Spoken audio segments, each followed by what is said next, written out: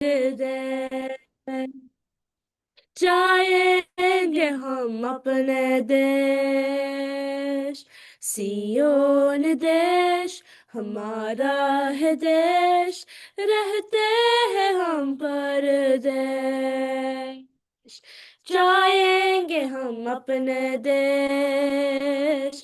Hallelujah hallelujah hallelujah hallelujah hallelujah hallelujah hallelujah hallelujah. दुख जो हमारे यहाँ ना होंगे फिर वहाँ, दुख जो हमारे यहाँ ना होंगे फिर वहाँ। सारे दुखों का अंत होगा, सारे दुखों का अंत होगा। दुखे आंसू यीशु पोंछेगा, दुखे आंसू यीशु पोंछेगा।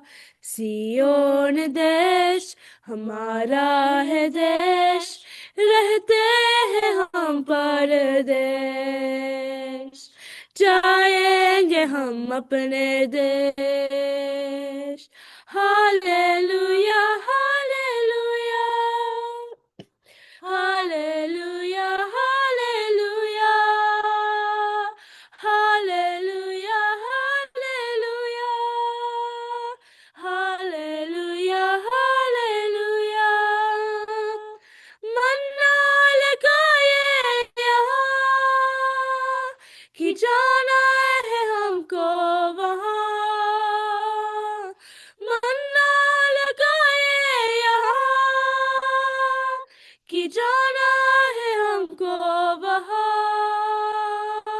यहाँ के सुखों का अंत होगा, यहाँ के सुखों का अंत होगा। वहाँ के सुखों का अंत न होगा, वहाँ के सुखों का अंत न होगा। सियोन देश हमारा है देश, रहते हैं हम परदेश। जाएंगे हम अपने देश। Hallelujah hallelujah hallelujah hallelujah hallelujah hallelujah hallelujah hallelujah. आएगा यीशु यहाँ, ले जाएगा हमको वहाँ। आएगा यीशु यहाँ, ले जाएगा हमको वहाँ। वादा यीशु का पूरा होगा, वादा यीशु का पूरा होगा। आनंद जीवन हमको मिलेगा, आनंद जीवन हमको मिलेगा। सियोन देश हमारा है देश, रहते हैं हम परदेश। जाएंगे हम अपने देश। सियोन देश हमारा है देश, रहते हैं हम परदेश। जाएंगे हम अपने देश। आमीन। थैंक यू बेटा, परमेश्वर आपको बहुत आशीष दे। हम प्रभु का धन्यवाद देते हैं और भी परमेश्वर आपको महिमा में इस्तेमाल करे। हम प्रभु को धन्यवाद देते हैं और आगे का समय हम वचन की ओर जाएंगे। आइए हम छोटी सी प्रार्थना करेंगे। धन्यवाद सर्वशक्तिमान प्यारे पवित्र आत्मा प्रभु, आपका धन्यवाद देते हैं। सामर्थ्य हुआ प्रभु, आपने परमेश्वर अब तक प्रभु पवित्र आत्मा प्रार्थना परमेश्वर प्रभु करने के लिए सहायता किया। परमेश्वर प्रभु राजा हालेलुया। और पवित्र आत्मा परमेश्वर सुंदर आराधना के द्वारा आशीष दिया। प्रभु धन्यवाद देते हैं। प्रभु आगे वचन की ओर जाते प्रभु, वचन के द्वारा भी प्रभु हमें से प्रत्येक को प्रभु आप अपने आशीष अनुग्रह से भरिएगा। प्यारे परमेश्वर प्रभु राजा स्वर्गीय पिता, हमारे कान मसीह यीशु आपके नाम से खुल जाए। पवित्र आत्मा परमेश्वर प्रभु राजा सावधानी पूर्वक प्रभु आपके वचन को सुनने सीखने के लिए प्रभु राजा आप सहायता और मदद करना। प्यारे परमेश्वर प्रभु राजा स्वर्गीय पिता, हम आपका धन्यवाद देते हैं। प्यारे पवित्र आत्मा आदर पूर्वक प्रभु आप बैठकर प्रभु आपके वचन को सीखने के लिए प्रभु परमेश्वर प्रभु राजा अपने हृदय रूपी पट्टियों में रखने के लिए सहायता मदद करना। धन्यवाद देते प्यारे प्रभु, आपके दास को भी आपके हाथों में सौंप देते। पवित्र आत्मा परमेश्वर प्रभु राजा हालेलुया भेद भरी बातों को सिखाने के लिए प्रभु आप अपने दास को भी प्रभु बहुत आज से इस्तेमाल करना। पवित्र आत्मा प्रभु हम आपका धन्यवाद देते प्रभु, अनुवाद करने के लिए अंकल जी को भी प्रभु सहायता मदद करना प्रभु, अच्छे से अनुवाद करने के लिए सारी बातों को हम आपके हाथों में सौंप देते प्रभु। आपने प्रार्थना सुना, धन्यवाद देते, आदर महिमा आपको देते राजा। उद्धार करता नासरत यीशु के नाम से मांगते हैं, आमेन आमेन। आगे का समय हम प्रभु के दास को देते हैं। हमारे बीच में जबकि दास प्रभु के दास पहुंच चुके हैं, हम ताली बजाकर उनका स्वागत करेंगे।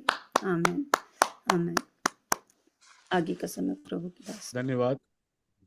ജയ് മസിക്ക് നമുക്കൊരു വാക്ക് നാം പ്രാർത്ഥന കരും. പരിശുദ്ധനും പ്രിയത്തിനുമായ ഞങ്ങളെ സ്വർഗീയ പിതാവേ, ഞങ്ങൾ അവിടുത്തെ തിരുസന്നിധിയിലേക്ക് കർത്താവെ പകൽക്കാലം കടന്നു വന്നിരിക്കുന്നല്ലോ. അവിടുത്തെ തിരുവചനത്തിൽ ധ്യാനിക്കുവാൻ തക്കവിധം ഞങ്ങളെ ഓരോരുത്തരെയും ബലപ്പെടുത്തണമേ. കർത്താവിൻ്റെ ദാസനെ, കർത്താവെ ട്രാൻസ്ലേറ്റ് ചെയ്യുന്ന ദൈവത്തിൻ്റെ ദാസനെ ഏൽപ്പിക്കുന്നു. കടന്നു വന്നിരിക്കുന്ന എല്ലാ ദൈവജനത്തെ അവിടുത്തെ പുനിതരങ്ങളിലേക്ക് ഏൽപ്പിക്കുന്നു. ഏവർക്കും അനുഗ്രഹമായി തീരുവാൻ തക്കവിധം സ്വർഗത്തിലെ അപ്പച്ചൻ്റെ മഹാദയ ദൈവം ഞങ്ങളോട് കൂടി ഇരിക്കുമാറാകണമേ എന്ന് പ്രാർത്ഥിക്കുന്നു. അടിയൻ്റെ നാവോട് കൂടി ഇരിക്കണമേ, ശക്തീകരിക്കണമേ, ബലപ്പെടുത്തണം. ക്രിസ്തു യേശുവിൻ ധന്യനാമത്തിൽ തന്നെ ആമേൻ. സ്തോത്രം. Price the Lord. പ്രിയമുള്ളവരെ, കഴിഞ്ഞ ആഴ്ച നമുക്ക് ഫിലിപ്പിയ ലേഖനം കംപ്ലീറ്റ് ചെയ്യുവാൻ കർത്താവിൻ്റെ കൃപയാൽ സാധിച്ചു. നമ്മൾ ഇന്ന് ഹെബ്രായ ലേഖനത്തിലേക്ക് കടക്കുകയാണ്. प्रभु का धन्यवाद करते हैं। पिछले दिनों में फिलिपियों की पत्री को समाप्त करने के लिए प्रभु ने मदद किया। आज हम इब्रानी की पत्रियों में जाएंगे. നമുക്ക് ഈ ഹെബ്രായ ലേഖനം ഫിലിപ്പിയ ലേഖനത്തെക്കാളും കുറച്ചും കൂടെ ആഴമേറിയ ലേഖനവും അതുമാത്രമല്ല കുറച്ച് അധ്യായങ്ങൾ കൂടുതലുള്ളതുമായ ഒരു ലേഖനമാണ്. और देखिए, ये एक ऐसी पत्र है जिसमें थोड़े ज्यादा अध्याय हैं. ആമേൻ.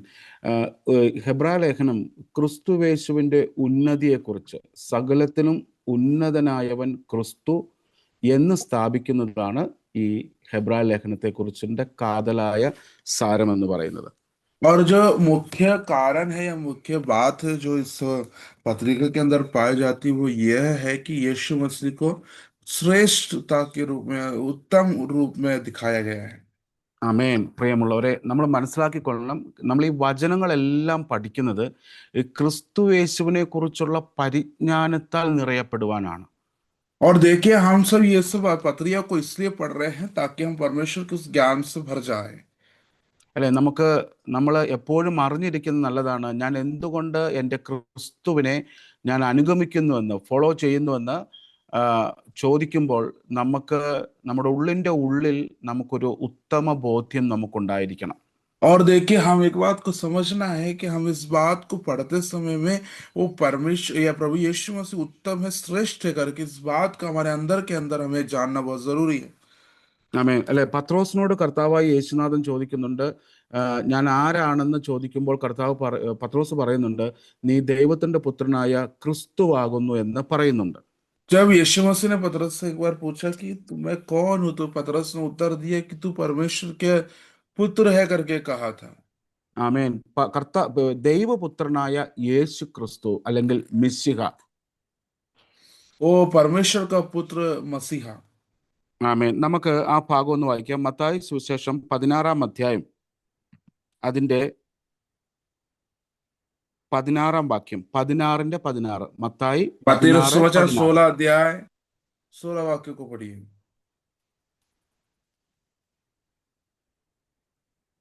वहां पे ये भाग लिखा गया है, मत्ती सुसमाचार 16 अध्याय 16 वाक्य पढ़ने में मदद करें.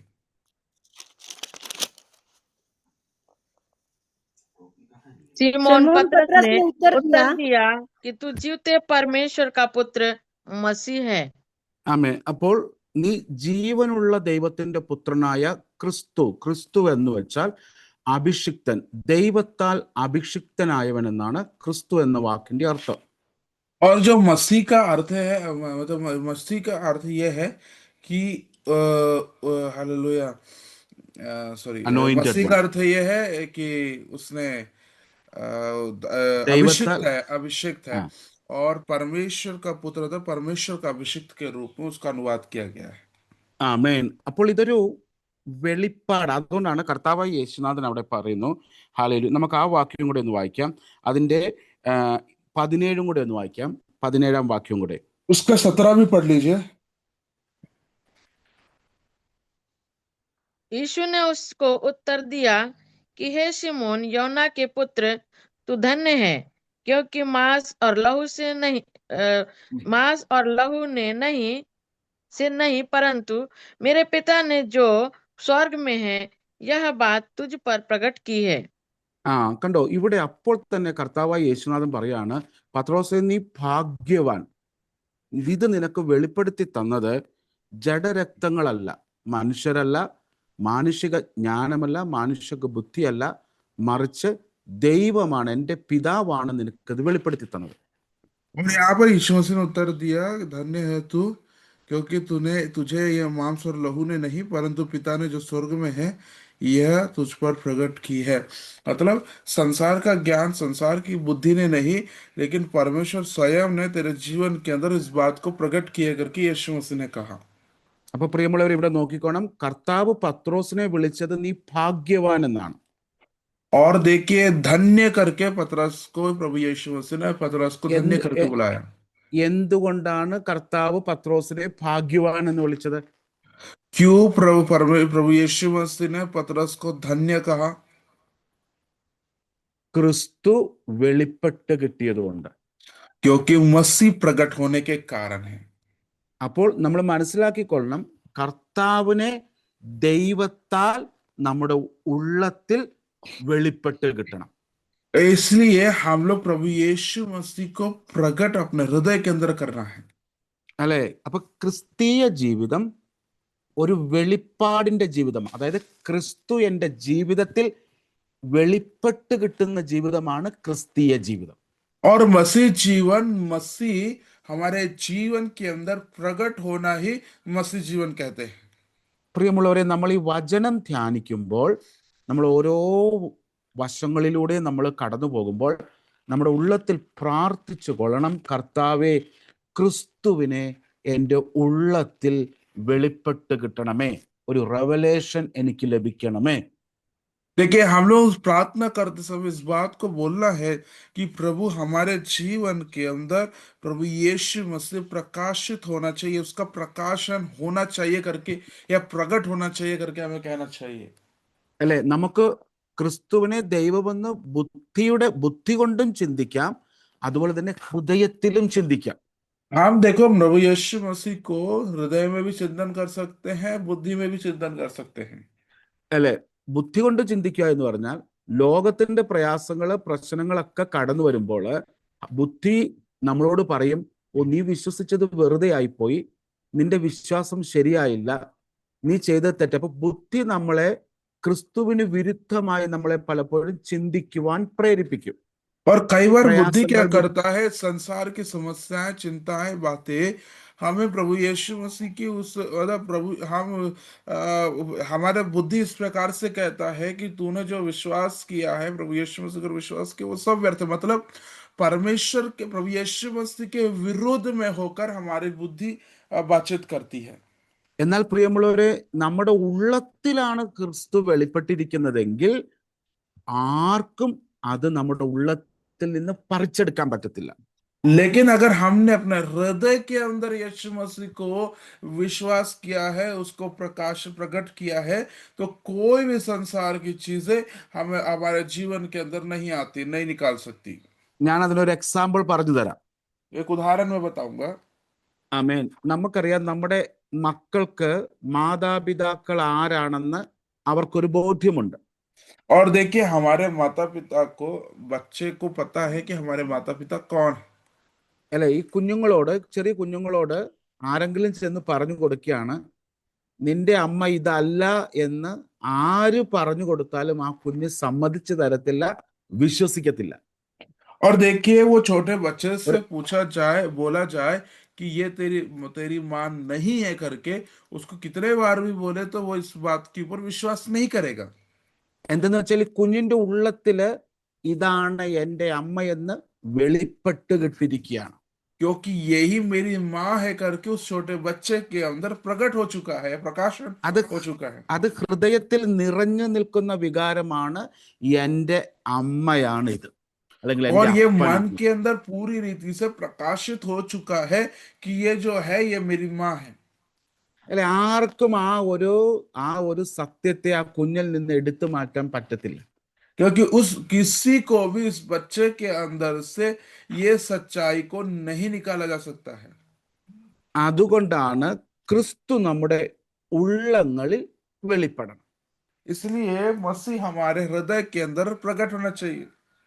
ആമേൻ. നമുക്ക് മത്തായിയുടെ സുവിശേഷത്തിൽ തന്നെ നല്ല കള്ളനെ കുറിച്ചുള്ള കഥ നമുക്കറിയാമല്ലോ. നല്ല കള്ളൻ, രണ്ട് एक കള്ളന്മാരുടെ നടുവിലാണല്ലോ നമ്മുടെ കർത്താവിനെ ക്രൂശിൽ തറച്ചത്. दो डाकुओं के बीच में हमारे यीशु मसीह को क्रूस पे चढ़ाया गया, तो एक अच्छे डाकू के बारे में हमने सुना है। അല്ലെ, നമുക്ക് ആ ഭാഗം കൂടെ ഒന്ന് വായിക്കാം. മത്തായി സുവിശേഷം 27-ാം അധ്യായം मत्ती सुसमाचार 27 अध्याय അതിന്റെ 23-ാം വാക്യം, उसका അല്ല 23 30. वाक्य। हाकिम ने कहा, क्यों, उसने क्या बुराई की है? परंतु वे और भी चिल्ला चिल्ला कर कहने लगे, वह नहीं, क्रूस ये पर उसका चढ़ाए। 33 No, को no, no, no. पढ़िए। 33 और उस स्थान पर जो गुलगुता അയ്യോ, नाम അതല്ല, की എനിക്ക് അവിടെ जगह अर्थात खोपड़ी का स्थान कहलाता है, पहुंचकर उन्होंने पित्त मिलाया हुआ दाखरस उसे पीने को दिया, परंतु उसने चखकर അല്ല पीना न चाहा। അല്ല സോറി, എനിക്കവിടെ യോഹന്നാന്റെ സുവിശേഷത്തിലാണ് ആ നല്ല കള്ളൻ പറയുന്നുണ്ട്, ഈ കർത്താവെ നീ രാജ്യം സ്ഥാപിച്ചു വരുമ്പോൾ എന്നെയും കൂടി ഓർക്കണമേ എന്ന് ഈ നല്ല കള്ളൻ കർത്താവിനോട് ആവശ്യപ്പെടുന്നുണ്ട്. Praise God. शायद यूहन्ना रे सुसमाचार में है, ആ, जहां पर അത് പറഞ്ഞാ മതി. നല്ല കള്ളൻ കർത്താവിനോട് പറയുകയാണ്, കൺഫസ് ചെയ്യുകയാണ്. അവന്റെ ഉള്ളത്തില് ക്രിസ്തു വെളിപ്പെട്ടത് കൊണ്ട് അവൻ ഉള്ളം കൊണ്ട് വിളിച്ചു പറയുകയാണ്, കർത്താവെ നീ രാജ്യം സ്ഥാപിച്ച് വരുമ്പോൾ എന്നെയും കൂടി ഓർക്കണമേ. और देखिए वो डाकू इस प्रकार से बोलता है, प्रभु जब तू अपना राज्य में आए तो मुझे भी याद रखना करके वो कहता है। ആമേ, ഈ നല്ല കള്ളന്റെ ഉള്ളത്തിൽ ക്രിസ്തുവിനെ കുറിച്ചും ക്രിസ്തുവിന്റെ രാജ്യത്തെക്കുറിച്ചും ഒരു ഉത്തമ വെളിപ്പാട് അവന്റെ ഉള്ളത്തിലുണ്ടായിരുന്നു.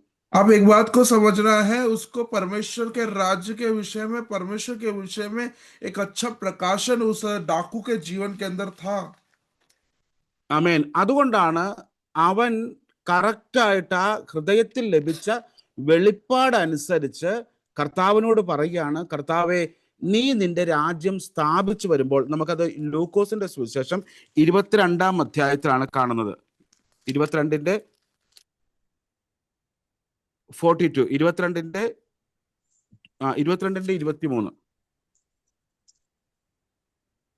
23 അല്ല 23, 22-ന്റെ 23-ന്റെ 42, 43. हम निकालेंगे लूका सुसमाचार 23 സോറി, अध्याय 23, 42, 43. उसका 42-43 को पढ़ेंगे। 42-43 को, लूका सुसमाचार 23 अध्याय उसका 42 और 43 को पढ़िए। तब तब उसने उसने कहा, कहा, हे यीशु, जब तू अपने राज्य में आए तो मेरी सुधि लेना। उसने उससे कहा, मैं तुझे से सच कहता हूँ कि आज ही तू मेरे साथ स्वर्ग लोक में होगा। കണ്ടോ, അപ്പോഴാണ് കർത്താവ് പറയുന്നത്, നീ എന്നോടുകൂടെ ഇന്ന് പറുദീസയിൽ ഉണ്ടായിരിക്കും. इसलिए वहां पर लिखा है कि आज तू मेरे साथ स्वर्गलोक में होगा। എന്നുവെച്ചാൽ കർത്താവിന് വ്യക്തമായി മനസ്സിലാക്കി, ഒരു വെളിപ്പാട് കിട്ടിയ ഒരു വ്യക്തിക്ക് മാത്രമേ ഇങ്ങനെ പറയുവാൻ സാധിക്കുകയുള്ളൂ. तो उनको समझ में आ गया, एक प्रकाशन पाया हुआ व्यक्ति को ही इस प्रकार से कह सकता है।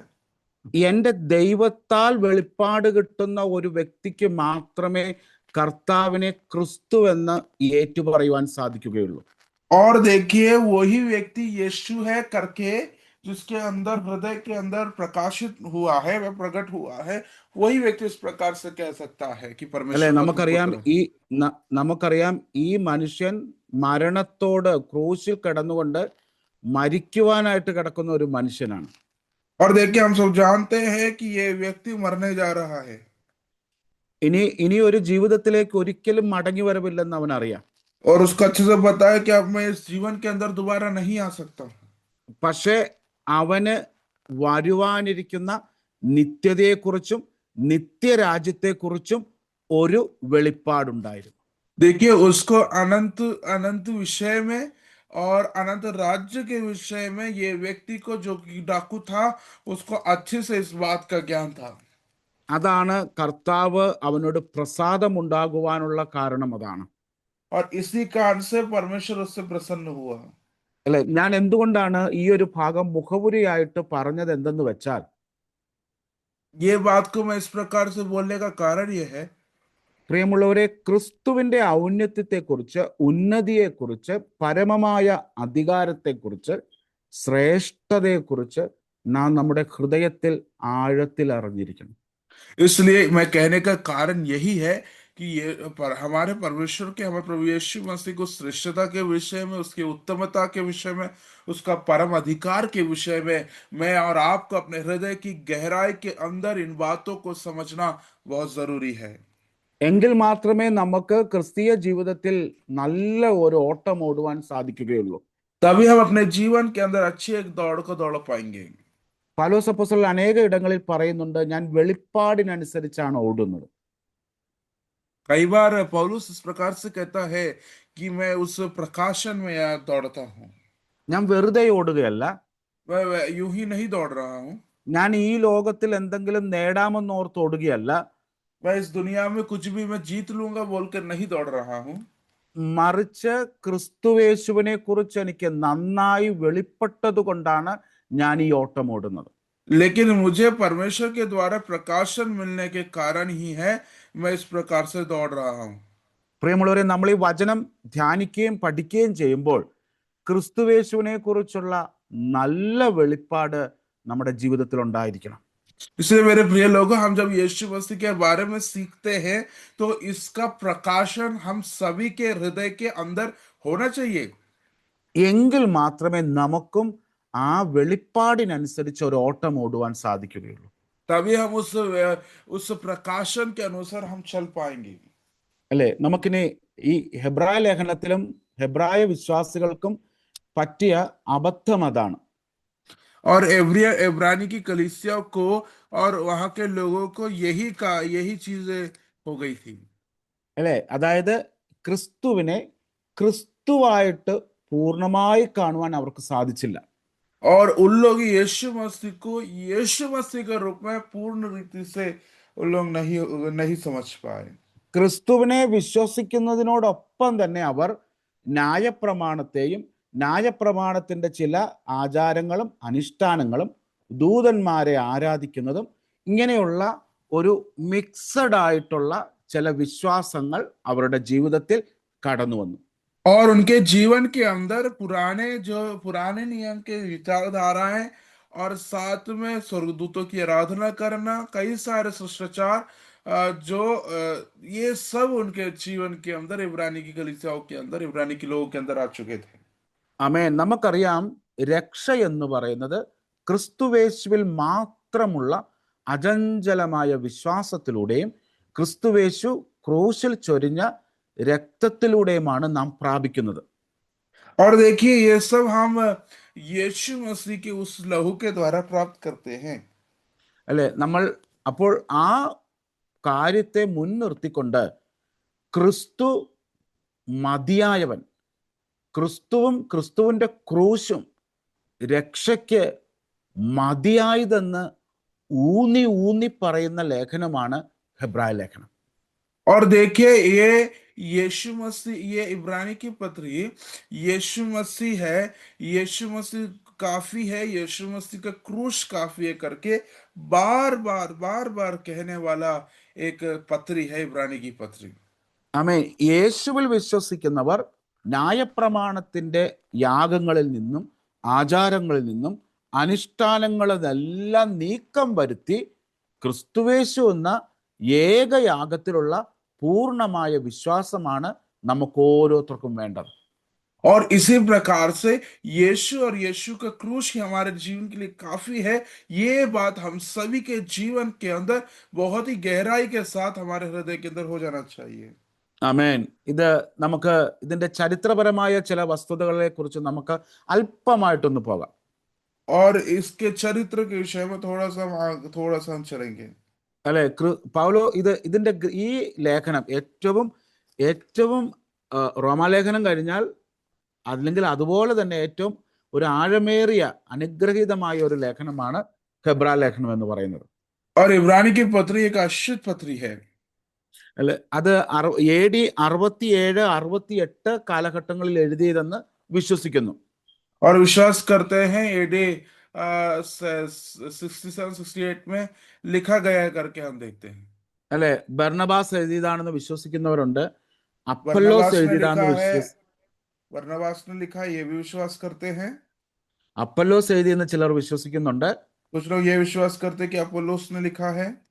എന്നാൽ ഒരു മെജോറിറ്റി ഓഫ് ആൾക്കാരും പണ്ഡിതന്മാരും വേദശാസ്ത്രജ്ഞന്മാരും പൗലോസ് അപ്പോസ്തലൻ തന്നെയാണ് ഈ ലേഖനം എഴുതിയതെന്ന് അതിൻ്റെ ഭാഷാ ശൈലി കൊണ്ട് സമർത്ഥിക്കുന്നവരുണ്ട്, അല്ലെങ്കിൽ പൗലോസ് തന്നെയാണ് ഈ ലേഖനം എഴുതിയതെന്ന് വിശ്വസിക്കുന്നു. और कई पंडित लोग हैं जो लेखन लिखते हैं, ये सब लोग, और कई उनके लेखन की प्रक्रिया कार्यशीला के द्वारा इस बात को कहते हैं कि ये पौलुस ने लिखा है करके विश्वास करते हैं। ആമേൻ. ഈ ലേഖനത്തിന്റെ മുഖ്യ വിഷയം എന്ന് പറയുന്നത് ക്രിസ്തുവേശു ഏക മധ്യസ്ഥൻ, ക്രിസ്തുവേശു പൂർണ്ണമായ രക്ഷ നൽകുന്നു. और देखिए यीशु मसीह एक ही उद्धार करता है और यीशु मसीह ही पूरी रीति से हमें उद्धार कर सकता है, यही इनका मुख्य विषय है। ആമേൻ. അപ്പം ഒന്നുകൂടെ പറയുന്നു, ക്രിസ്തുവേശു ഏക മധ്യസ്ഥൻ അല്ലെങ്കിൽ മഹാപുരോഹിതൻ, ക്രിസ്തുവേശു മാത്രം രക്ഷയ്ക്ക് മതിയായവൻ. और देखिए यीशु मसीह महायाजक है या मध्यस्थ करने वाला है, और यीशु मसीह एक ही है, यीशु मसीह जो हमें उद्धार दे सकता है। ആമേൻ. 23 വാണിങ്ങുകൾ, വിശ്വാസികൾക്ക് വേണ്ടുന്നതായ മുന്നറിയിപ്പുകൾ നൽകുന്ന ഒരു ലേഖനമാണ് ഹെബ്രാ ലേഖനം. इब्रानी की पत्री विश्वासी लोगों को निर्देशन देने वाली एक पत्री है। പാപത്തെക്കുറിച്ചും വിശുദ്ധ ജീവിതത്തെക്കുറിച്ചും ഊന്നൽ നൽകുന്ന ഒരു ലേഖനവും കൂടിയാണ് ഹെബ്രാ ലേഖനം. इब्रानी की पत्री हमें एक चेतावनी को देने वाली एक पत्री भी है। അനേക വിശ്വാസ വീരന്മാരുടെ ചരിത്രങ്ങൾ നമ്മളെ ഓർമ്മിപ്പിച്ചുകൊണ്ട് വിശ്വാസത്തിൽ നാം പൂർണ്ണ സ്ഥിരത കാണിക്കണമെന്ന് ഹെബ്രാ ലേഖനം നമ്മെ ഓർമ്മിപ്പിക്കുന്നു. और इब्रानी की किताब हमें पूर्ण रीति से स्थिर होना है, ये बात को हमें दिखाने वाली एक पत्री है इब्रानी की पत्री। ഏസാവിനെ പോലെയുള്ള പഴയ നിയമ വ്യക്തികളെ ചൂണ്ടിക്കാണിച്ചുകൊണ്ട് രക്ഷയെ അലക്ഷ്യമാക്കി കളയാതെ അതിനെ വളരെ വിലയേറിയതായി കണക്കാക്കി അതിനുവേണ്ടി പ്രവർത്തിക്കണമെന്ന് നമ്മളെ പഠിപ്പിക്കുന്ന ലേഖനമാണ് ഈ ഹെബ്രാ ലേഖനം. और देखिए हमें उसके लिए काम करने के लिए हमें सिखाने वाली, हमें किस प्रकार जीवन जीना है, इस बात को सिखाने वाली एक पत्री है इब्रानियों की पत्री। അല്ലെ, നമുക്കറിയാം ഏസാവും യാക്കോബും ഇസഹാക്കിന്റെ 2 മക്കളായിരുന്നു. और इसहाक के 2 पुत्र थे, एसाव और याकूब। ഏസാവ് ആയിരുന്നു മൂത്ത പുത്രൻ, और एसाव था सबसे बड़ा बेटा, യാക്കോബ് ഇളയ പുത്രനായിരുന്നു. और याकूब छोटा पुत्र था। ഏസാവ് ജ്യേഷ്ഠാവകാശത്തെ അലക്ഷ്യമാക്കി കളഞ്ഞു. और बड़ा बेटा ने जो पहलोटा का अधिकार है उसको तुच्छ जाना। അതുകൊണ്ട് അവന് പിന്നീട് മാനസാന്തരപ്പെടുവാനോ രക്ഷയിലേക്കോ അവകാശത്തിങ്കിലേക്കോ കടന്നു വരുവാനോ അവന് സാധിച്ചില്ല.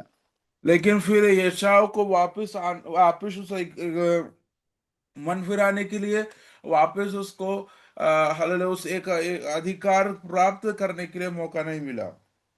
അതുകൊണ്ട് ഈ ഹെബ്രായ ലേഖനം നമ്മളെ പഠിപ്പിക്കുകയാണ്, നമ്മൾ രക്ഷയെ ഏറ്റവും വിലയേറിയതായി നാം കണക്കാക്കണമെന്ന് ഹെബ്രായ ലേഖനം പഠിപ്പിക്കുന്നു. और इसलिए इब्रानी की किताब हमें इस बात को बताती है कि हमें उद्धार को बहुत महत्वपूर्णता देना है। ഏകദേശം 13ഓളം അധ്യായങ്ങളാണ് ഈ ഹെബ്രായ ലേഖനത്തിന് ഉള്ളത്. लगभग 13 अध्याय इस इब्रानी की पत्रिका में पाए जाते हैं। അത് 2 ഭാഗങ്ങളായിട്ടാണ് നമുക്ക് ഈ പുസ്തകത്തെ വേർതിരിക്കാം. और മുഖ്യമായി इसको 2 भाग में हम मुख्य रीति से 2 भागों में हम बदल सकते हैं, बांट सकते हैं। ഒന്നാമത്തെ ഭാഗം എന്ന് പറയുന്നത് ഡോക്ട്രിനൽ ആയിട്ടുള്ള ഭാഗമാണ്. और पहला जो भाग है सिद्धांतों के ऊपर है, അതായത് ക്രിസ്തുവിന്റെ ശ്രേഷ്ഠതയെ ദൈവവചനപ്രകാരം നമ്മുടെ മുമ്പിൽ വരച്ചു കാട്ടുകയാണ്. और ഒന്നുകൂടി ഭാഷ, ക്രിസ്തുവിന്റെ ശ്രേഷ്ഠത, ക്രിസ്തുവിന്റെ ഉന്നതി നമ്മുടെ മുമ്പിൽ വചനപ്രകാരം വെളിപ്പെടുത്തി തരികയാണ്. और देखिए यीशु मसीह का श्रेष्ठता, यीशु मसीह की वो उत्तमता को हमारे सामने प्रकट किया जा रहा है पहले भाग में। രണ്ടാമതായിട്ട് പ്രായോഗിക ജീവിതത്തിൽ നാം ഈ ലഭിച്ച വെളിപ്പാട്, ഞാൻ മുന്നമേ പറഞ്ഞല്ലോ, ക്രിസ്തുവിനെ വെളിപ്പാടായിട്ട് നമുക്ക് ലഭിക്കണം. ഈ പ്രായോഗിക ജീവിതത്തിൽ നമ്മൾ ലഭിച്ച ഈ ജ്ഞാനത്തെ നാം എങ്ങനെ സ്വീകരിക്കണം, എങ്ങനെ ഞാൻ ഉപയോഗിക്കണം, അതാണ് രണ്ടാമത്തെ ഭാഗം എന്ന് പറയുന്നത്. और दूसरा भाग यही है कि जो हमने प्राप्त किया या प्राप्त किया वो प्रकाशन है, अर्थात जैसे मैंने आप लोगों को बताया था, हमने यीशु मसीह को प्रकाशन के रूप में प्राप्त किया है, उसको किस प्रकार से इस दूसरे भाग में हम देखेंगे कि उसको किस प्रकार से हम अपने जीवन के अंदर कार्य या लागूकरण करते हैं। ആമേൻ. ഇനി നമുക്ക് ഇതിനകത്ത് ഞാൻ പറഞ്ഞല്ലോ, ക്രിസ്തുയേശു സകലത്തിലും ഉന്നതനാണെന്ന് ഞാൻ പറഞ്ഞുവല്ലോ. मैंने आप लोगों को बताया यीशु मसीह सारे बातों में उत्तम है करके। നമുക്കറിയാം, ഇത് ഈ ലേഖനത്തിന്റെ പേര് സൂചിപ്പിക്കുന്നത് പോലെ ഇത് ഈ യഹൂദ മതത്തിൽ നിന്ന്, ഹെബ്രായ മതത്തിൽ നിന്ന് ക്രിസ്തുയേശുവിലേക്ക് കടന്നു വന്നവരെ ലക്ഷ്യമാക്കിയാണ് അക്കാലത്ത് ഈ ലേഖനം എഴുതിയത്. और देखिए इब्रानी लोग जो मसीह की ओर फिर रहे हैं, उन लोगों को लक्ष्य बनाते हुए उस समय में ये पत्रिका को लिखा गया है। പക്ഷെ നമുക്കെല്ലാവർക്കും ഈ ലേഖനം അനുഗ്രഹമാണ്. ദൈവസഭ ഈ ലേഖനത്തെ ആഴമേറിയ രീതിയിൽ പഠിക്കണമെന്ന് ഞാൻ ഓർമ്മിപ്പിക്കുന്നു. और देखिए ये हर एक विश्वासी को यह पत्रिका पढ़ना चाहिए, उसे समझना चाहिए करके मैं इस बात को आप लोगों को स्मरण दिलाना चाहता हूँ। ഇപ്പം ഞാൻ അതിനൊരു എക്സാമ്പിൾ പറയാം. നമുക്കറിയാലോ, കത്തോലിക്ക സഹോദരന്മാരെ കുറിച്ച് നമുക്കറിയാമല്ലോ, कैथोलिक भाइयों के विषय में हम सब जानते हैं, അല്ലെ?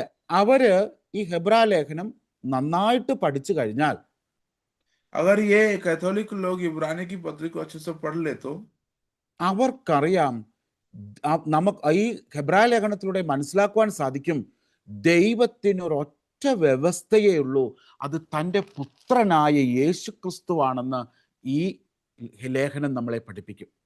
और ये लेखन हमें इस बात को पढ़ाता है कि यीशु परमेश्वर के पास एक ही व्यवस्था है, वो यीशु प्रभु यीशु मसीह है करके। രക്ഷയ്ക്കായി യേശുവല്ലാതെ മറ്റൊരു മാർഗവുമില്ല. ആ യേശുവിൻ്റെ നാമമാണ് സകല നാമത്തിലും ശ്രേഷ്ഠമായ നാമമെന്ന് അവർക്ക് മനസ്സിലാകും. और उनको एक बात समझ में आ जाता है कि ये इस जगह में एक ही नाम है जो सर्वश्रेष्ठ है, वो नाम प्रभु यीशु मसीह का है, इसके अलावा और कोई नाम नहीं है। ഇനി രണ്ടാമതായിട്ട് പ്രത്യേകിച്ച് നമുക്ക് മനസ്സിലാക്കാൻ സാധിക്കുന്നത്, ഇനി ഭൂമിയിൽ മറ്റൊരു പൗരോഹിത്യം അവശേഷിക്കുന്നില്ല. പൗരോഹിത്യം നീക്കം ചെയ്തിരിക്കുന്നു. ലേവ്യ പൗരോഹിത്യവും ഭൂമിയിലെ സകല മാനുഷിക പൗരോഹിത്യങ്ങളും ക്രിസ്തുയേശുവിനാൽ നീക്കം വന്നിരിക്കുന്നു. और देखिए जो पुरानी बातें हैं, पुरानी चीजें हैं, और यीशु मसीह के आने के कारण ये सब चीजें दूर हो गई हैं। ആമേൻ. മറിച്ച് ക്രിസ്തുയേശു എന്ന ഏക പൗരോഹിത്യം, മഹാപൗരോഹിത്യത്തിലേക്ക് വിശ്വാസികൾ എല്ലാവരും കടന്നു വന്നു.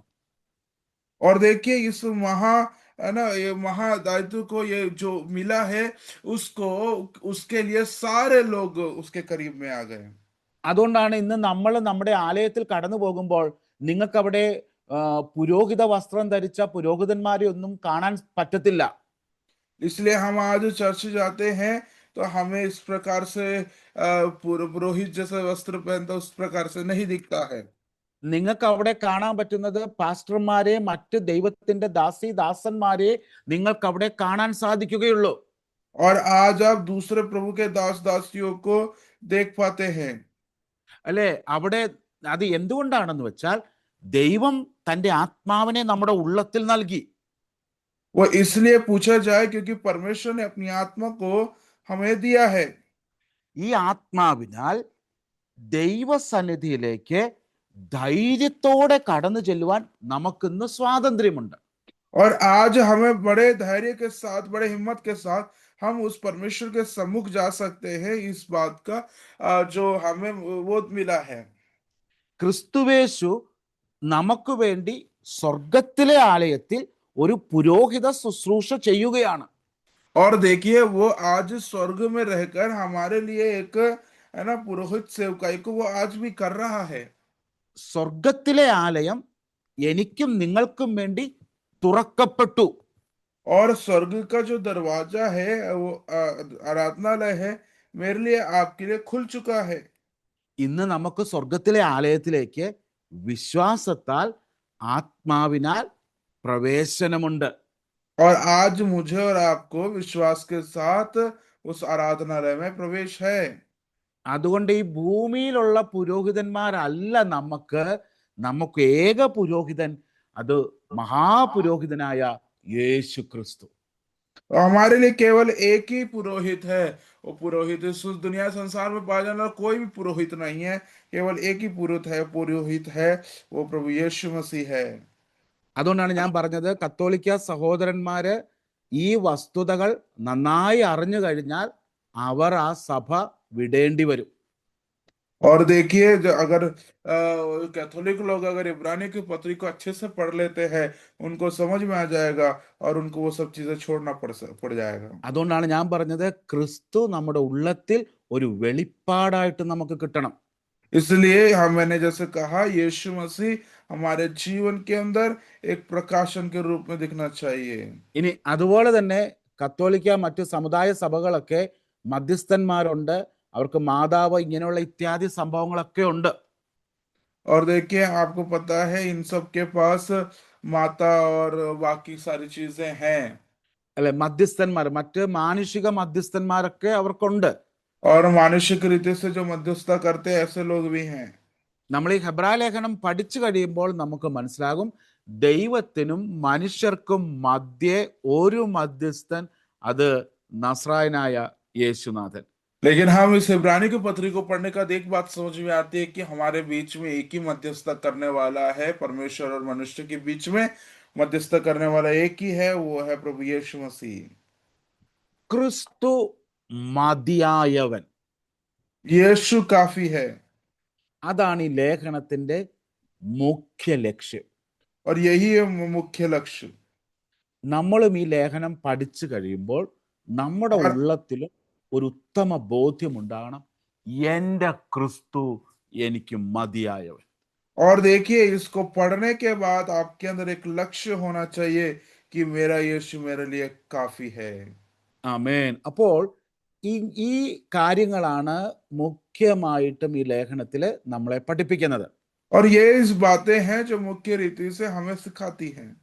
ആമേൻ. നമുക്കറിയാം, തുടക്ക ഭാഗങ്ങളിൽ നമുക്ക് കാണാൻ പറ്റുന്ന ചില കാര്യങ്ങൾ ഞാനൊന്ന് സൂചിപ്പിച്ചു കൊള്ളട്ടെ.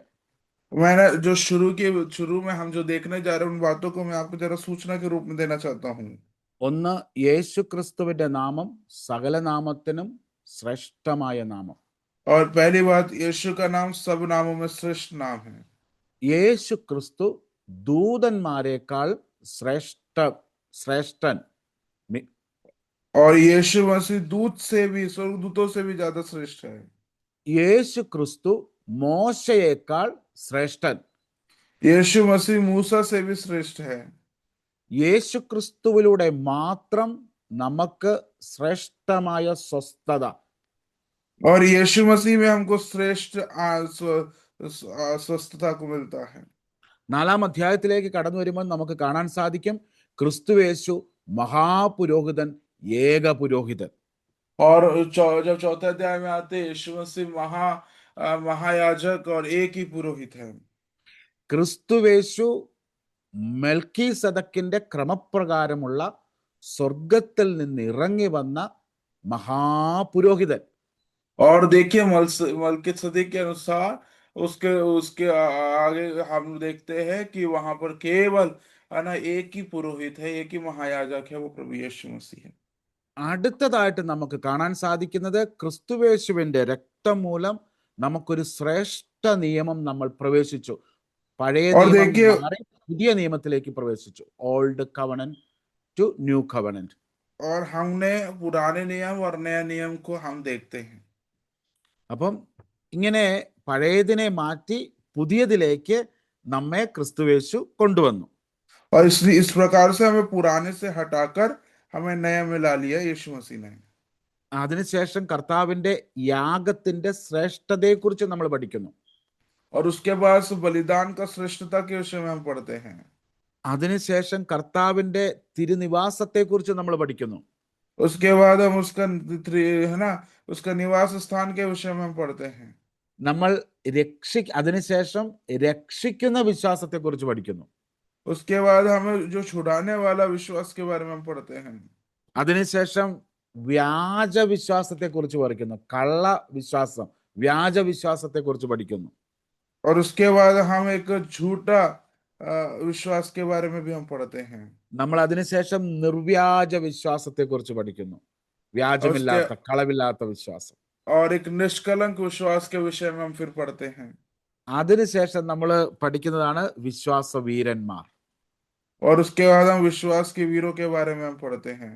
അപ്പോൾ ഇങ്ങനെ അനവധിയായ കാര്യങ്ങൾ നമുക്ക് ഈ ലേഖനത്തിൽ കാണുവാൻ സാധിക്കും. इस प्रकार से कई सारे बातों को हम इस अध्याय के अंदर हम देख पाएंगे।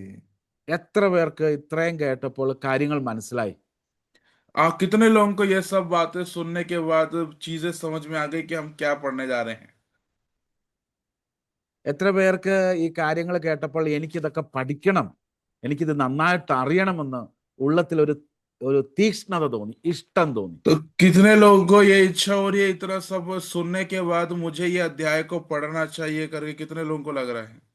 ആമേൻ, പ്രൈസ് ദി ലോർഡ്. ഞാൻ അതിനായിട്ട് കർത്താവിനെ സ്തുതിക്കുന്നു. പ്രിയമുള്ളവരെ, നമുക്ക് ദൈവത്തിന്റെ പരിശുദ്ധാത്മാവിൽ നമ്മൾ ആശ്രയിക്കണം. ഈ ലേഖനം നമ്മുടെ ഉള്ളത്തിൽ കിട്ടാൻ നമ്മൾ പ്രാർത്ഥിക്കണം. അത് മാത്രമല്ല, നമ്മളിത് ധ്യാനിച്ചും പഠിക്കുകയും ചെയ്തു കഴിഞ്ഞാലുണ്ടല്ലോ പ്രിയമുള്ളവരെ, നമുക്ക് അനേകരെ രക്ഷയുടെ അനുഭവത്തിലേക്ക് കൊണ്ടുവരുവാനൊക്കെ നമുക്ക് അധികമായി പ്രവർത്തിക്കുവാൻ കർത്താവ് നമ്മെ ബലപ്പെടുത്തും. और मेरे प्रिय लोग, इसलिए इसको और अच्छे से पढ़ने के लिए हम बड़े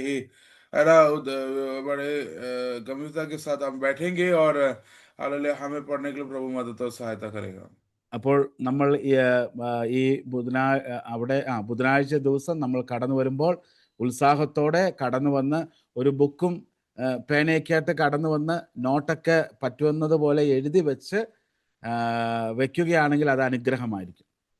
देखिए, अब जब अगले बुधवार को आते हैं तो आप लोग बड़े ही गंभीरता के साथ आए और एक पेन और कॉपी रख के लाएंगे तो ज्यादा अच्छा है, ताकि आप अपने अनुसार उसमें अपने नोट्स को आप लोग तैयार कर सकते हैं। അതുപോലെ തന്നെ നിങ്ങൾക്ക് സംശയങ്ങൾ ഉണ്ടെങ്കിൽ ചോദിക്കാതിരിക്കരുത്, നിങ്ങൾ ചോദിക്കണം. अगर आप लोगों को कोई भी शंका है तो आप लोग बिना पूछे रहना नहीं, आप लोग पूछ सकते हैं।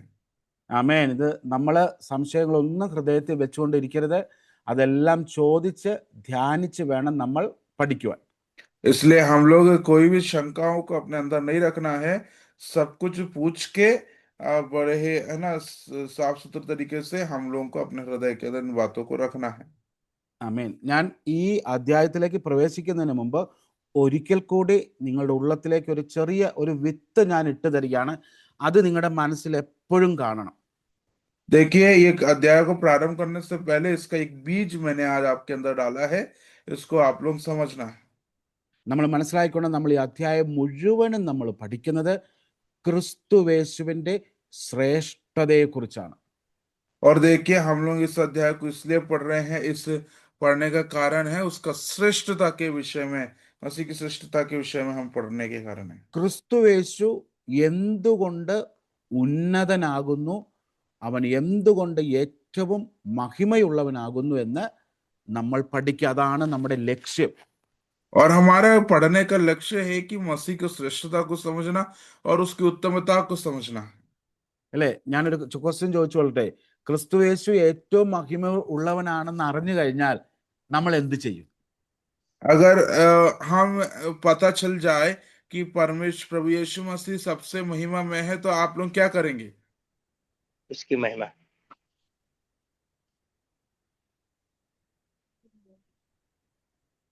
എന്താണ് അതിന്റെ റിസൾട്ട്? നമ്മൾ നിന്ന് എന്ത് कार्य റിസൾട്ട്? करने के लिए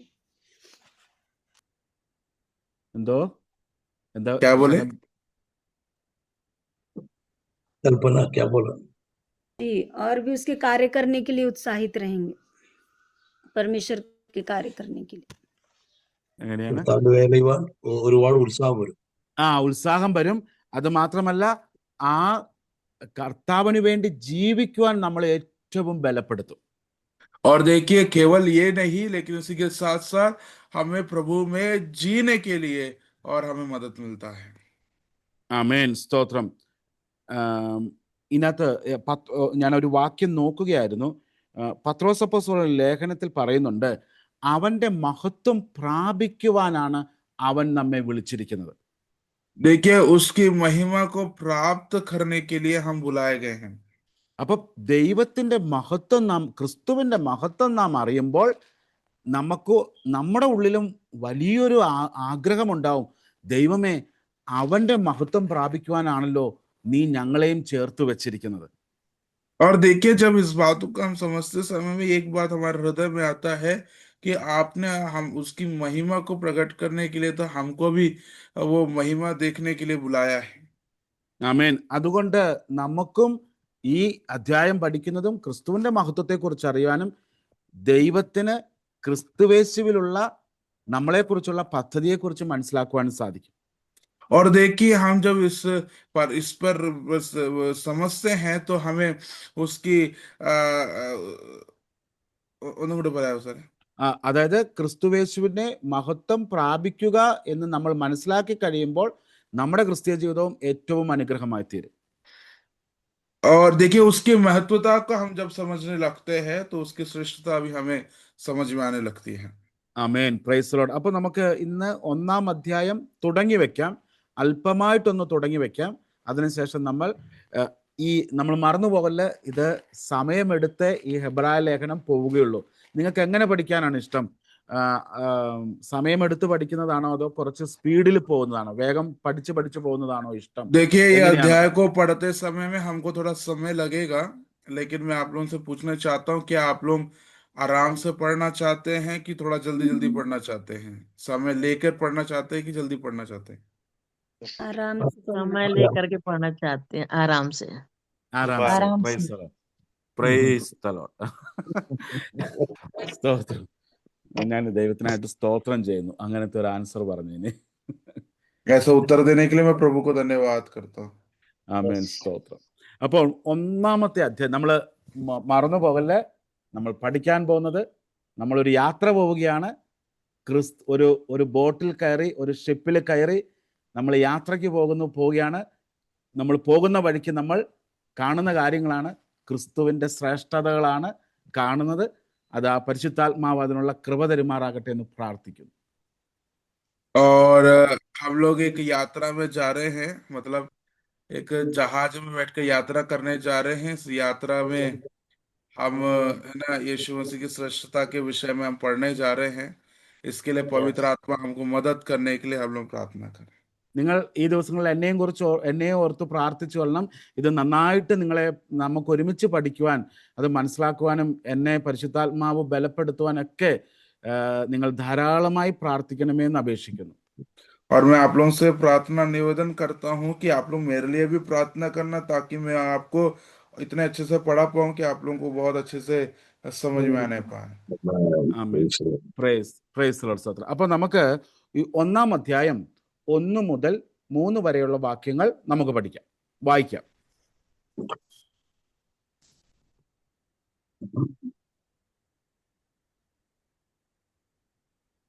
अध्याय का पहला वाक्य से तीसरा वाक्य तक कोई पढ़ेंगे. 1 to पहला 3. अध्याय का 1 to 3. पहला वाक्य से तीसरा वाक्य. इब्रानियों भाषा जी. इब्रानियों अध्याय पूर्व 1. युग में पूरब युग में परमेश्वर ने बाप दादाओं से थोड़ा थोड़ा करके और भांति भांति से भविष्यद्वक्ताओं के द्वारा बातें की. ആ इन अंतिम दिनों में हमसे पुत्र के द्वारा बातें की, जिसे उसने सारी वस्तुओं का वारिस ठहराया और उसी के द्वारा उसने सारी सृष्टि की रचना की है. वह आमीन. उसके महिमा का प्रकाश और उसके तत्वता की छाप है और सब वस्तुओं को अपनी सामर्थ के वचन से संभालता है. वह पापों को धोकर ऊंचे स्थानों पर महिमान के दाहिने जा बैठा है. Amen. Amen. Praise the Lord. ധന്യവാദം. അപ്പോൾ ഇവിടെ നമ്മൾ മനസ്സിലാക്കിക്കൊള്ളണം, ഹല്ലേലൂയ, ഈ പഴയ പ്രിയമുള്ളവരെ, നമ്മളാണ് ഏറ്റവും ഭാഗ്യം ലഭിച്ചവർ. मेरे प्रिय लोगों, हम सबसे भाग्यशाली लोग हैं.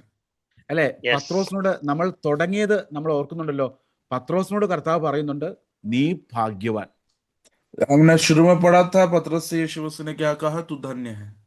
അല്ലെ? എന്തുകൊണ്ടാണ് പത്രോസ്? ക്രിസ്തു അവന്റെ ഉള്ളത്തിൽ വെളിപ്പെട്ടത് കൊണ്ടാണ് അവൻ ഭാഗ്യവാൻ എന്ന് तो പത്രോസ് പറഞ്ഞു. मसीह उसके जीवन के अंदर प्रकट होने के कारण कहा कि तू क्या है? धन्य है. അങ്ങനെയാണെങ്കിൽ പ്രിയമുള്ളവരെ, നമ്മൾ മറന്നുപോകല്, ഇവിടെ പറയുകയാണ്, ഇന്ന് നമ്മളോട് സംസാരിക്കുന്നത് ആരാണ്? പുത്രൻ മുഖാന്തരമാണ് നമ്മളോട് സംസാരിക്കുന്നത്. और देखिए, ये पुत्र के द्वारा हमसे आज बातचीत कर रहा है. അല്ലെ? ആമേൻ, സ്തോത്രം. Yes. അത് ഇവിടെ ആമേൻ. അതുകൊണ്ടാണ് ഇവിടെ പറയുന്നത്, പണ്ട് ഭാഗമായും വിവിധമായും പ്രവാചകൻ മുഖാന്തരം പിതാക്കന്മാരോട് അരുളി ചെയ്തിട്ട് ഇന്ന് പുത്രൻ മുഖാന്തരം നമ്മളോട് സംസാരിക്കും. അപ്പൊ ഇന്ന് നമ്മളോട് സംസാരിക്കുന്നത് ആരാണ്? ദൈവത്തിന്റെ പരിശുദ്ധാത്മാവ് അല്ലെങ്കിൽ ക്രിസ്തുവിന്റെ ആത്മാവാണ് ഇന്ന് നമ്മളോട് സംസാരിച്ചു കൊണ്ടിരിക്കുന്നത്. पूर्व युगों में परमेश्वर ने बाप दादों से थोड़ा थोड़ा करके और भांति भांति से भविष्यवाणियों की द्वारा बात करी. इन अंतिम दिनों में हमसे पुत्र के द्वारा बात की. मतलब आज हमसे किसके द्वारा बातचीत कर रहा है? मध्यस्थता कौन कर रहा है? पुत्र कर रहा है. मतलब आज हमसे जो बातचीत कर रहा है वो पवित्र प्रभु यीशु मसीह की आत्मा हमसे आज बातचीत करती है. ആമേൻ. Yes, amen. അതായത് നമുക്കറിയാമല്ലോ, ഈ പുതിയ നിയമത്തിന് മുന്നമേയുള്ള പഴയ നിയമ പുസ്തകങ്ങൾ എല്ലാം എടുത്തു നോക്കിയാലും അവരെല്ലാം എന്താണ്? ക്രിസ്തുവിനെ കുറിച്ചാണ് പ്രസംഗിച്ചു കൊണ്ടിരുന്നുവെങ്കിലും അവരിലൂടെ അവരെങ്ങനെയാണ് സംസാരിച്ചത്? ദൈവം ഈ പ്രവാചകന്മാരിലൂടെയും മോശയിലൂടെയും മറ്റ് ശ്രേഷ്ഠദാസന്മാരിലൂടെയൊക്കെ ഇവർ ജനത്തോട് സംസാരിച്ചു. और देखिए, उन लोग श्रेष्ठ दासों के द्वारा, भविष्यवक्ताओं के द्वारा इन लोगों ने उनसे बातचीत किया था.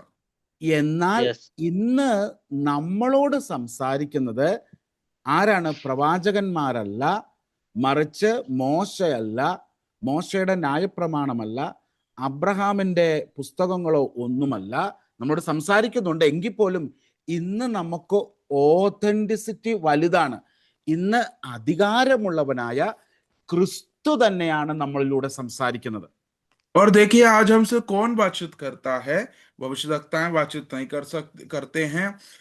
मूसा या मूसा की व्यवस्था हमसे बातचीत नहीं करती. हाँ, कहीं बातचीत करती है, लेकिन जो सही रीति से हमसे कोई बातचीत करता है वो प्रभु यीशु मसीह की आत्मा हमसे बातचीत करती है. ഞാനത് അതിൻ്റെ ഒരു വ്യത്യാസവും കൂടെ ഒന്ന് പറഞ്ഞു വെച്ച് നമുക്കിന്ന് അവസാനിപ്പിക്കാം. നമ്മൾ ഒരു ഭവനത്തിൽ ഒരു അധികാരിയുടെ വീട്ടിൽ പോവുകയാണെന്ന് വെക്കുക. हम जरा एक बात को और आपको समझाकर मैं समाप्त करूंगा. एक अधिकारी के घर में हम जा रहे हैं. അല്ലേ? അപ്പൊ നമ്മൾ Yes. പോട്ടെ, നിങ്ങൾ ഫോർ എക്സാമ്പിൾ നിങ്ങൾ ആ സർപ്പഞ്ചിന്റെ വീട്ടിൽ പോവുക എന്ന് വിചാരിക്കുക. आप विचार करिए कि आप एक सरपंच के घर में जा रहे हैं. അല്ലെ? അവിടുത്തെ ഒരു നൗക്കർവാല അല്ലെങ്കിൽ ഒരു ജോലിക്കാരൻ വന്നിട്ട് പറയുകയാണ്, സർപ്പഞ്ച് ഇവിടെ ഇല്ല. और एक वहां का एक नौकर आकर कह रहा है कि सरपंच आज नहीं है. അപ്പൊ തന്നെ ആ സർപ്പഞ്ചിന്റെ പുത്രൻ വന്നിട്ട് പറയാണ്, അല്ല, ഈ സർപ്പഞ്ച് ഇവിടെ ഉണ്ട്. लेकिन उसके बाद उसका बेटा आकर कह रहा है, नहीं, सरपंच घर में है. നിങ്ങൾ ആര് പറയുന്ന വിശ്വസിക്കും? तो आप किसकी बात पर विश्वास करोगे? बेटे की बात पर। ആ അത് തന്നെയാണ് इവിടെയും പറയുന്നത്. वही बात यहाँ पर ഹല്ലേലൂയ. भी कहा गया है। അമേൻ. बेटे അതുകൊണ്ടാണ് യേശു ക്രിസ്തു പറയുന്നത്, മറ്റത് തെറ്റാണെന്നല്ല ഞാൻ ഉദ്ദേശിക്കുന്നത്. ഇപ്പോൾ മറിച്ച് ദൈവം സംസാരിച്ചതുമെല്ലാം ശരി തന്നെയാണ്. പക്ഷെ ഓതന്റിസിറ്റി, അധികാരം ആര് പറയുമ്പോഴാ? പുത്രൻ സംസാരിക്കുമ്പോഴാണ് അത് ഏറ്റവും അധികാരമുള്ളതാകുന്നത്. देखिए, आप लोग इस बात को समझना है, बाकी जो बातें वो गलत नहीं है, लेकिन अधिकार के साथ कौन बातचीत करता है? वो पुत्र ही बातचीत कर सकता है। इस बात को हम लोग समझना है। അതുകൊണ്ടാണ് നമ്മൾ ഇന്ന് അധികാരിയായ പുത്രനിൽ നിന്നാണ് ദൈവിക വെളിപ്പാടുകൾ നമുക്ക് ലഭിക്കുന്നത്. और इसलिए आज परमेश्वर के पुत्र के द्वारा ही हम स्वर्गीय उन प्रकाशनों को अपने जीवन के अंदर प्राप्त कर पाते हैं। അതുകൊണ്ടാണ് ക്രിസ്തുവിന്റെ ആത്മാവിനെ നമുക്ക് നൽകിയിരിക്കുന്നത്. അത് അധികാരമുള്ള ആത്മാവാണ്. और इसीलिए परमेश्वर की अधिकार हमें मिला गया है, क्योंकि ये आत्मिक अधिकार है। അതുകൊണ്ടാണ് ഈ രണ്ടാമത്തെ വാക്യം പറയുന്നു, പിതാവായ ദൈവം തൻ്റെ പുത്രനായ യേശു ക്രിസ്തുവിനെ സകലത്തിനും അവകാശിയാക്കി വെച്ചു, അവൻ മുഖാന്തരം സകലത്തെയും ഉളവാക്കി. इसलिए लिखा है, इन अंतिम दिनों में हम के पुत्र के द्वारा बात की, जिसकी सारी वस्तुओं का वारिस ठहराया और उसी के द्वारा सारी सृष्टि की रचना की है। ആമേൻ. Yes. ഞാൻ ഇന്ന് ഈ ഒരു ഭാഗം ഇവിടെ വെച്ച് നിർത്തുകയാണ്. मैं इस भाग को यहाँ पर समाप्त कर रहा हूँ। പ്രിയമുള്ളവരെ, നമ്മൾ ഇന്ന് കേൾക്കുന്ന വചനവും നമ്മൾ ഇന്ന് അറിയുന്ന വചനവും തൻ്റെ പുത്രനായ അധികാരിയായ ദൈവഭവനത്തിന് അവകാശിയായ യേശു ക്രിസ്തുവിൽ നിന്നാണ് നാം പ്രാപിച്ചത്. और देखिए, आज हम जो अधिकार को प्राप्त कर रहे हैं, वो जो स्वर्ग के ऊपर अधिकारी है, उसी अधिकारी के द्वारा हम उस अधिकार को प्रभु यीशु मसीह में हम प्राप्त करते हैं। അതുകൊണ്ട് ആ വചനത്തിന് പൂർണ്ണ ഉറപ്പും അധികമായ വാഗ്ദത്തവും അധികമായ അധികാരവും ആ വചനത്തിന്, ക്രിസ്തുവിന്റെ വാക്കുകൾക്കുണ്ട്. और देखिए, इसलिए उस अधिकार के कारण सारी अधिकार प्रभु यीशु, उस वचन के, उस प्रभु यीशु मसीह में पाया जाता है। അതുകൊണ്ട് എന്തെന്ന് വെച്ചാൽ അവൻ ദൈവഭവനത്തിലെ അവകാശിയാണ്. क्यों पूछा जाए तो वो परमेश्वर के भवन का अधिकारी है। ദൈവമാണ് അവനെ സകലത്തിനും അവകാശിയായി വച്ചിരിക്കുന്നത്. और परमेश्वर ने ही उसको सारे वस्तुओं के ऊपर अधिकारी ठहराया है। അപ്പം നമ്മൾ ഈ ദിവസങ്ങളിൽ വചനം ധ്യാനിക്കുമ്പോൾ നമ്മുടെ ഉള്ളത്തിൽ ഉത്തമ ബോധ്യമുണ്ടാകണം. ഞാൻ ധ്യാനിക്കുന്ന വചനമെന്ന് പറയുന്നത് അത് ഏറ്റവും ഉറപ്പുള്ള വചനമാണ്, ഏറ്റവും ശ്രേഷ്ഠമായ വചനമാണ്. അത് ക്രിസ്തുയേശുവിനെ കുറിച്ചുള്ള വചനമാണ്. और देखिए, हम इस अध्याय को ध्यान करते समय में ये एक श्रेष्ठ परमेश्वर का वचन है। श्रेष्ठता के बारे में हमें सीखने जा रहे हैं, और परमेश्वर के पुत्र को जो अधिकार प्राप्त किया है, वो अधिकार को हम पढ़ने जा रहे हैं। ആമേൻ. നമുക്ക് കണ്ണുകളെ അടയ്ക്കാം, പ്രാർത്ഥിക്കാം. हम अपनी आंखों को बंद करें, प्रार्थना करेंगे। പരിശുദ്ധനും നിത്യനുമായ ഞങ്ങളുടെ സ്വർഗീയ പിതാവേ, हमारे सर्वशक्तिमान प्रभु, കർത്താവെ, അടിയങ്ങൾക്ക് ഈ പകൽക്കാലം തിരുസന്നിധിയിൽ കടന്നു വരുവാൻ, പ്രാർത്ഥിക്കുവാൻ അവിടുന്ന് മഹാദയ കാണിച്ചുവല്ലോ. और प्रभु जी, हमको यहाँ पर आकर प्रार्थना करने के लिए, सुनने के लिए आपने दिया महान योजना के लिए हम धन्यवाद करते हैं। കർത്താവെ, ആരാധന ലീഡ് ചെയ്യാൻ, പ്രാർത്ഥന ലീഡ് ചെയ്യുവാൻ ഒക്കെ കർത്താവിന്റെ ദാസന്മാരെ അവിടുന്ന് ബലപ്പെടുത്തിയല്ലോ. प्रभु जी, आपने गीत गाने के लिए, आराधना करने के लिए, प्रार्थना करने के लिए आपने अपने दासों को इस्तेमाल किया। धन्यवाद करते हैं। കർത്താവെ, ട്രാൻസ്ലേറ്റ് ചെയ്യാൻ ദൈവത്തിന്റെ ദാസനെ അവിടുന്ന് ബലപ്പെടുത്തിയല്ലോ. और अनुवाद करने के लिए प्रभु के दास को आपने मदद के धन्यवाद करते हैं। കർത്താവ്, ഇന്ന് ഞങ്ങൾക്ക് ഹെബ്രായ ലേഖനം ആരംഭിക്കുവാൻ കർത്താവിന്റെ കൃപയാൽ ഞങ്ങൾക്ക് സാവകാശം ലഭിച്ചു. അതിനായി സ്തോത്രം ചെയ്യുന്നു. और प्रभु जी, आज इब्रानी की पत्री को प्रारंभ करने के लिए आपने दिया सौभाग्य के लिए हम धन्यवाद करते हैं। കർത്താവ്, ഈ ദിവസങ്ങളിൽ കർത്താവിന്റെ വചനം ധ്യാനിക്കുമ്പോൾ ഞങ്ങൾക്ക് അത് ഏറ്റവും അനുഗ്രഹമായി തീരുവാൻ അവിടുന്ന് സഹായിക്കുമാറാകണം. प्रभु जी, इस वचन को ध्यान करते समय में हमारे जीवन के लिए आशीष का कारण बनने के लिए हम मिलकर प्रार्थना करते हैं। കർത്താവിന്റെ കൃപയിൽ ഞങ്ങളെ മറച്ചുകൊള്ളണമേ എന്ന് പ്രാർത്ഥിക്കുന്നു. प्रभु जी, अपनी कृपा में हमको ढाप लेना करके हम प्रार्थना करते हैं। കർത്താവ്, അവിടുത്തെ കടന്നു വന്നിരിക്കുന്ന ദൈവജനത്തെ അവിടുത്തെ തിരുക്കരങ്ങളിലേക്ക് ഏൽപ്പിച്ച് പ്രാർത്ഥിക്കുന്നു. प्रभु जी आपके सभी लोगों को जो उपस्थित हैं उन सभी को आपके अनुग्रह में समर्पित करके हम प्रार्थना കർത്താവെ करते हैं। വചനധ്യാനം ഏറ്റവും അനുഗ്രഹമായി മാറട്ടെ. അത് അവർക്ക് प्रभु जी ये वचन ध्यान സമാധാനവും സന്തോഷവും ജീവനുമായി തീരട്ടെ. प्रभु जी ये वचन ध्यान के जीवन के अंदर एक बड़ा आशीष का कारण होने पाए, शांति समाधान का जीवन होने दे। ക്രിസ്തുവിന്റെ ജീവൻ ഈ വചനത്തിലൂടെ ഞങ്ങളുടെ മേൽ വ്യാപരിക്കുമാറാകട്ടെ. प्रभु जी आपका जीवन, हमारे यीशु मसीह का जीवन हमारे जीवन के अंदर ये वचन के द्वारा प्रकट होने पाए അത് ഞങ്ങൾക്ക് ഏറ്റവും അനുഗ്രഹമായി തീരട്ടെ. और ये हमारे जीवन के अंदर बड़ा आशीष का कारण होने पाए। ഒരിക്കൽ കൂടി നിന്റെ നാമത്തെ വാഴ്ത്തുന്നു. ഒരിക്കൽ കൂടി നിന്റെ ജനത്തെ അടിയൻ പിതാവിന്റെയും പുത്രന്റെയും പരിശുദ്ധാത്മാവിന്റെ നാമത്തിൽ അനുഗ്രഹിച്ച് പ്രാർത്ഥിക്കുന്നു. प्रभु जी एक बार फिर से अपने आपके प्रिय लोगों के लिए हम प्रार्थना करते, धन्यवाद करते, साथ में पिता पुत्र पवित्र आत्मा के द्वारा इन्हें आशीषित करते हैं। ഞങ്ങൾ അടുത്ത ആഴ്ച കൂടി വരുംതോറും കർത്താവിന്റെ കൃപയിൽ അവിടുത്തെ തങ്കച്ചിറകിൽ മറച്ചുകൊള്ളണമെന്ന് പ്രാർത്ഥിക്കുന്നു. ക്രിസ്തുയേശുവിൻ ധന്യനാമത്തിൽ യാചിക്കുന്നു. കൃപ തോന്നി തോന്നി കേൾക്കണം സ്വർഗീയ പിതാവേ, ആമേൻ. और प्रभु जी आप हमारे अगले हफ्ते आने तक हमारे संग और साथ रहना। प्रभु जी सबको सुरक्षित को प्रदान करना। आपने हमारी प्रार्थना जी सुना, धन्यवाद करते, उद्धार करते प्रभु यीशु मसीह के नाम से मांगते हैं, आमीन। धन्यवाद. आमीन। थैंक यू पास्टर जी, आपको प्रभु बहुत आशीष दे, आपकी कलीसिया को परमेश्वर